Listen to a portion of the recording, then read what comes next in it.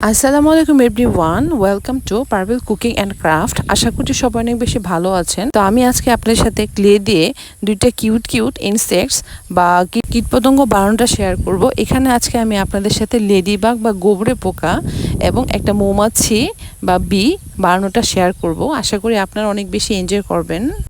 এই কিউট জিনিসগুলো বানাতে যেরকম ভালো লাগে, এগুলো যদি কাউকে গিফট করেন তাহলে সেও অনেক বেশি খুশি হবে। চাইলে এগুলো বানিয়ে বাচ্চাদেরকে অথবা আপনাদের প্রিয়জনকে গিফট করতে পারেন। তো প্রথমে আমি এখানে লেডিবাগটা বানিয়ে নিব। আমি এখানে একটা লাল কালারের ক্লে নিয়ে নিলাম।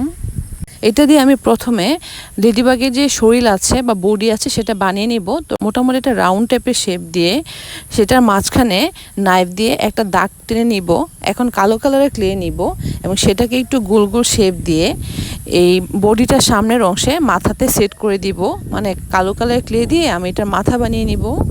এখন আমি আবার কালো কালারের কিছু ক্লে নিয়ে নিলাম এবং সেগুলো থেকে গোল ছোট অংশে ভাগ করে লেডিবাগের গায়ে যে ডট থাকে কালো সেই ডটের মতো করে দিয়ে দিলাম।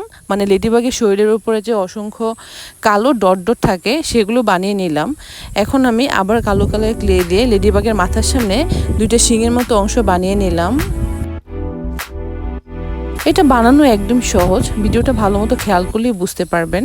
তো এখন আমি সাদা কালারের ক্লে দিয়ে এই লেডিবাগের চোখ বানিয়ে নিব এবং ছোট একটা ক্লের অংশ নিয়ে সেটাকে আস্তে আস্তে হাত দিয়ে চেপে রাউন্ড শেপ করে নিচ্ছি এবং মাথার সামনের সাইডে মানে চোখ যেখানে থাকে সেখানে আমি সেট করে দিলাম। তো আমি এইভাবে দুইটা চোখই সেট করে দিলাম এবং আবার কালো কালার যে ক্লেটা আছে সেটা দিয়ে চোখের সামনে আবার একটু ডট দিয়ে দিব, যাতে এটা দেখে আরও বেশি রিয়েলিস্টিক মনে হয়। কি কিউট হয়েছে তাই না?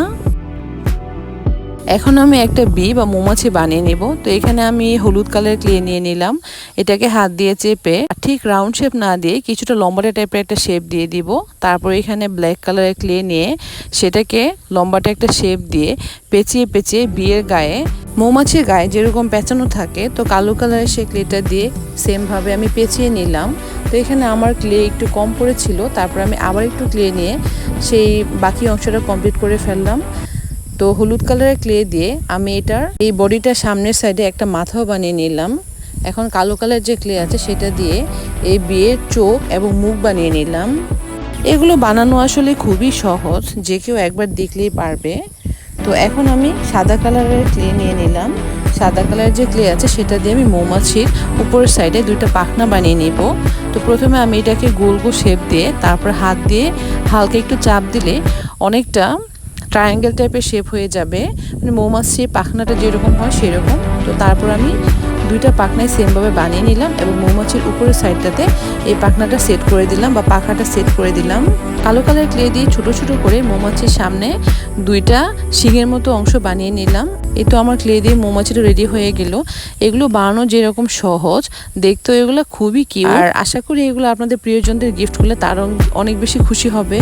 আপনারাও বাসায় এইভাবে মৌমাছি এবং লেডিবাগ চেষ্টা করে দেখবেন। তো ভিডিও ভালো লাগলে একটা লাইক করে দেন, বেশি শেয়ার করে দিবেন। পরবর্তীতে আপনারা আমার থেকে কি ধরনের ভিডিও দেখতে আশা করেন সেটাও কমেন্টস করে জানাবেন। সবাই সবার জন্য দোয়া করবেন। সবাই অনেক বেশি ভালো থাকবেন। আল্লাহ হাফেজ।